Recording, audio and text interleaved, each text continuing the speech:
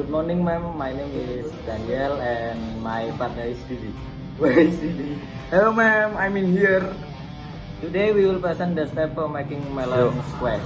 The materials we need are a soft drink, melon syrup, and enough ice cubes.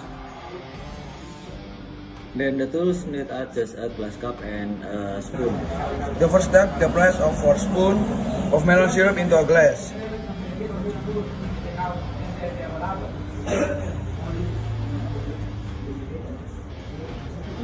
Next, put ice cubes into the glass to taste.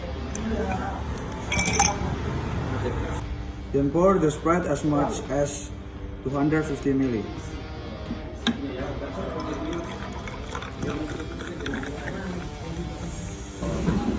That's all from us. And thank you for watching. Coba ya!